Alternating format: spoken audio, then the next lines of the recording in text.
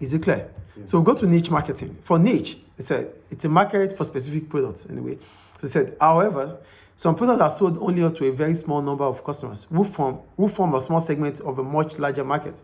This is referred to as a niche market. These products are quite often specialized and sold by small businesses that would find it difficult to compete in the mass market. So here you're trying to find a certain segment that you can sell to for specific products.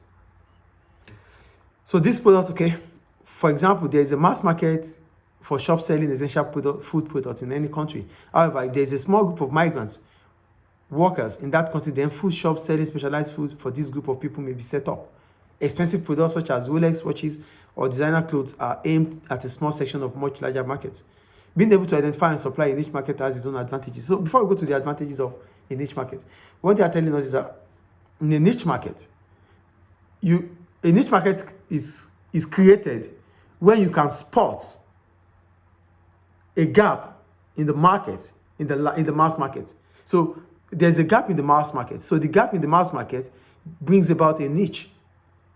Do you get it? Yes. The example they made the example of migrant workers. So here it's Libya. I'm a Nigerian.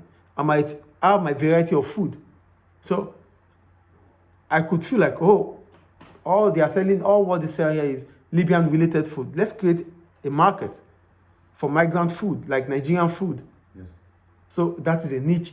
Food is a mass market. But we've created, there's a gap in that market, which we now have to create through a niche. That is what they are saying here. Yes. So what are the advantages of selling in a niche market? One, small businesses may be able to sell successfully in niche markets, as larger businesses may not have identified them but concentrated on the mass market instead.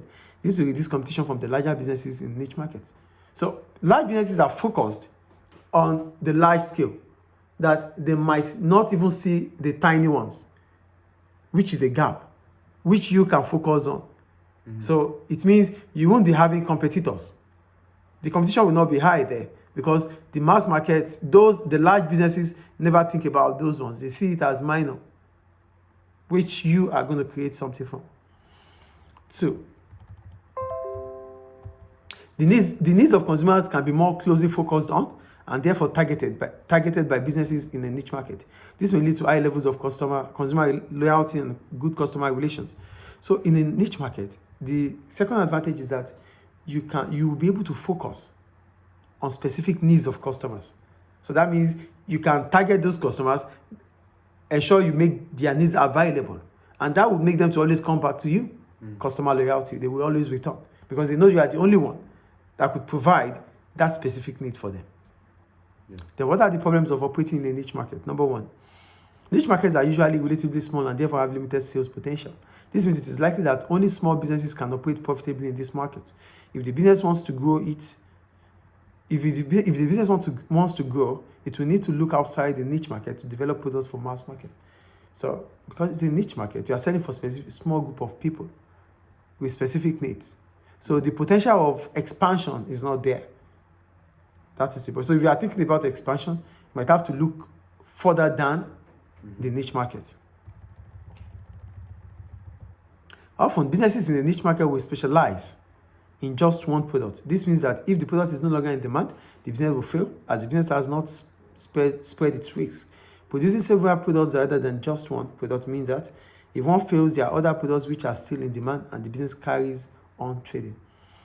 The second problem about the niche market is that you are selling just a single product to a specific group of people.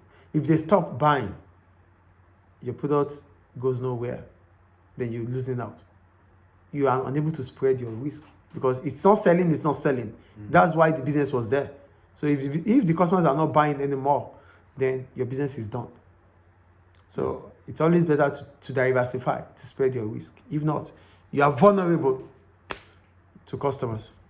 I think it's clear. Yeah. Okay.